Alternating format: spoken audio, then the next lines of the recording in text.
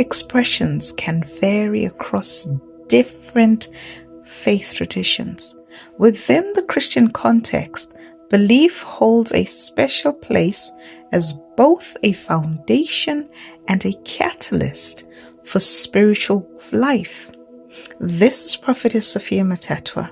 Our topic for discussion today is the power and effect of belief. This article expresses the dimensions and implications of belief in Christianity, drawing on specific Bible passages to illustrate its significance and potential.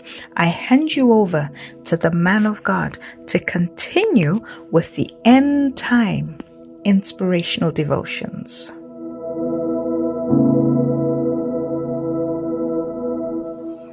I am so glad you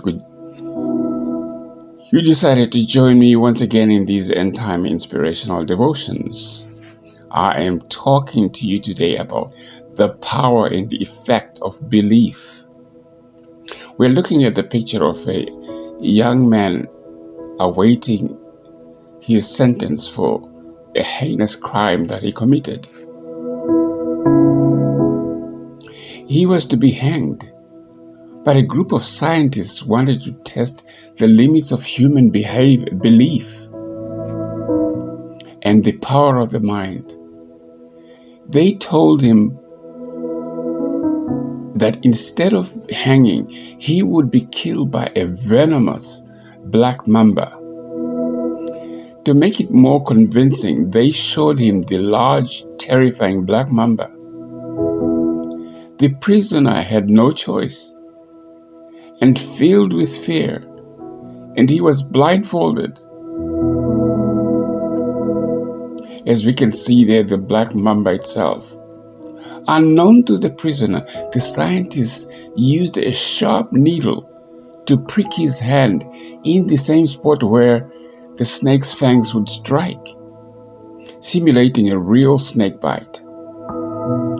As they watched from a distance, the prisoner, believing he was poisoned by the mamba, began to feel the effects of the venom coursing through his body.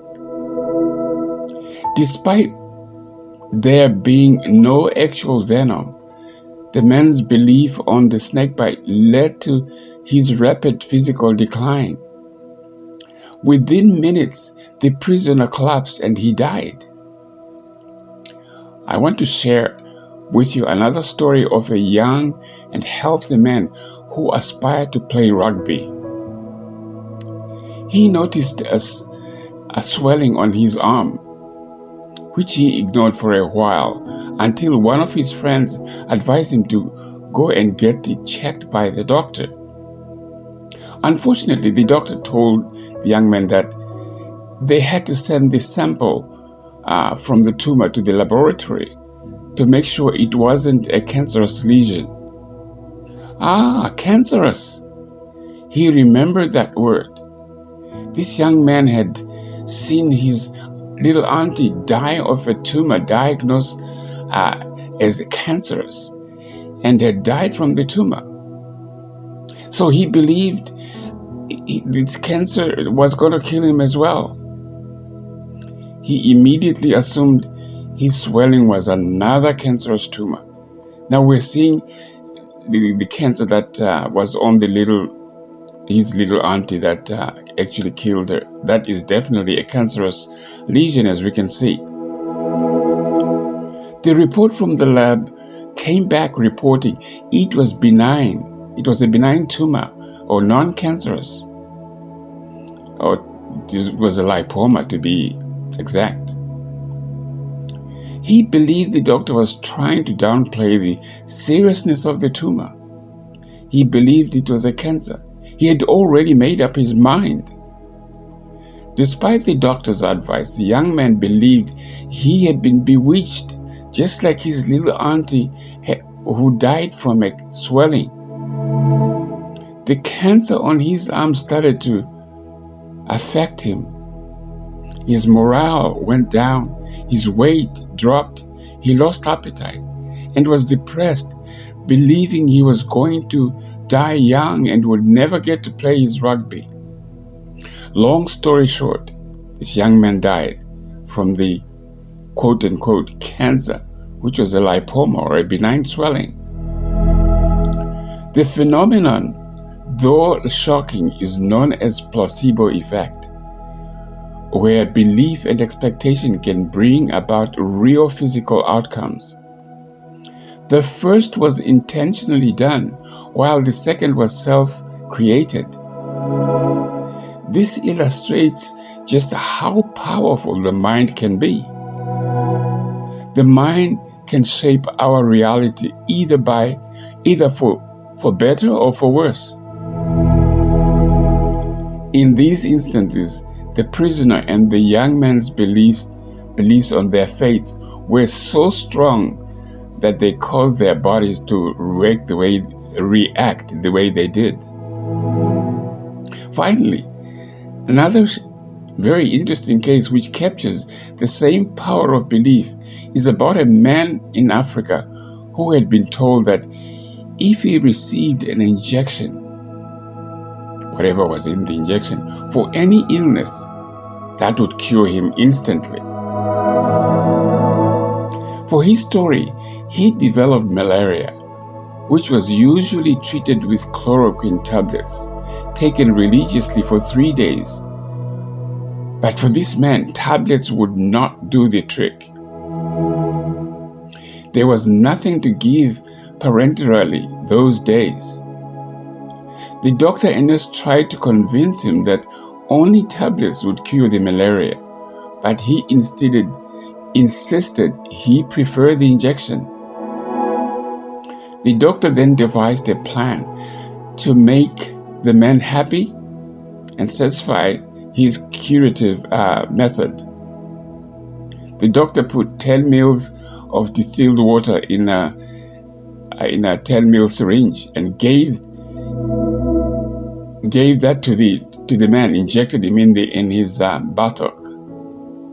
He also told him that he would need to take the chloroquine tablets so they can work together. The truth, however, was the chloroquine tablets did the work of curing him from the malaria, though he believed it was the injection of distilled water that got him cured. Once again, the mind and its beliefs can be mysterious. These stories teach us a crucial lesson. Our thoughts, our beliefs, our perceptions have profound impact on our well-being. What we believe about ourselves and our lives can either uplift us or tear us down. We learn that it is essential to maintain a positive outlook, as our minds have the potential to shape our realities. Never underestimate the power of your thoughts. I said never underestimate the power of your thoughts. Negative automatic thoughts can deny you your healing that would otherwise occur if you maintained positive ones. If I gave you 2 tablets of paracetamol for a headache you're complaining of, and you look at the tablets and you think, no, that wouldn't help me at all, you've already created a negative impact towards these tablets. And even if you take the tablets, they may not even stop the headache because you didn't believe in the first place. Dottie Austin from Houston, Texas, a lady that I went and shook hands with after she received a healing of a terminal cancer diagnosed at the Lutheran Hospital. This was a terminal cancer of the liver and was given up by hospitals and doctors to go home and prepare to die. But John Osteen, her husband, believed that effectual fervent prayer to the great physician would see his wife healed.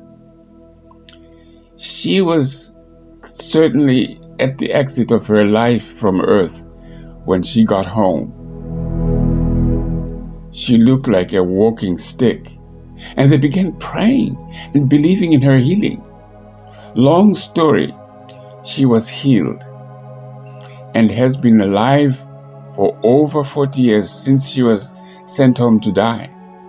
She is still alive today. She's 90 years old and was diagnosed since she was 48 years old.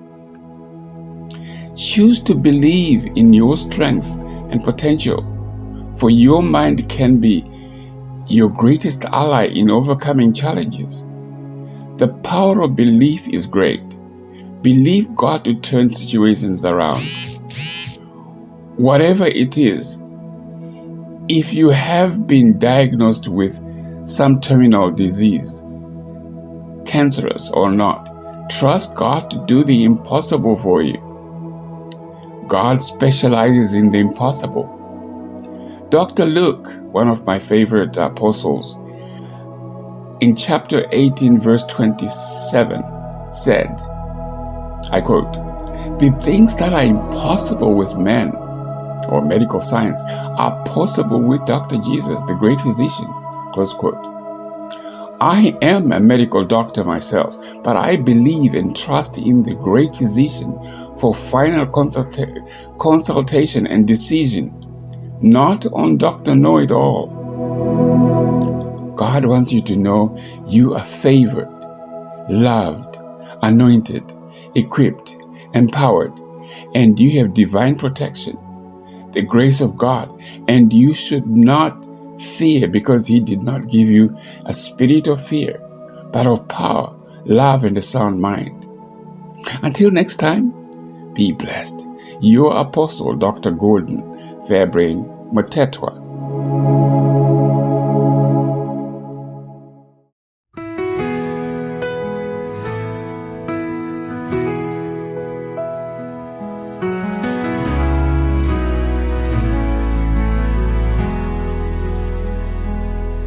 The storm may howl, the winds may rise, clouds may cover the brightest skies, but here I stand through it all, so whole, 'cause I know my God is in control.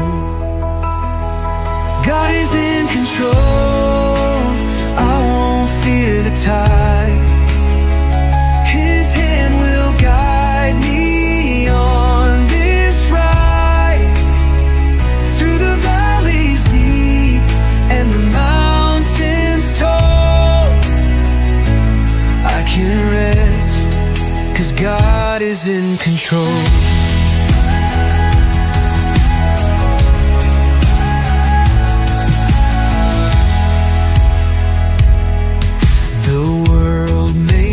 Kingdoms may fall, shadows linger long, covering all, but in the chaos I feel Him still, sovereign and steady, bending His will.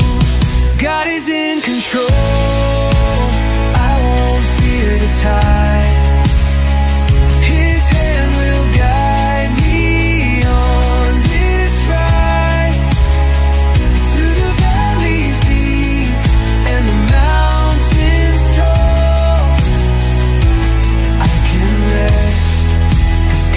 Is in control.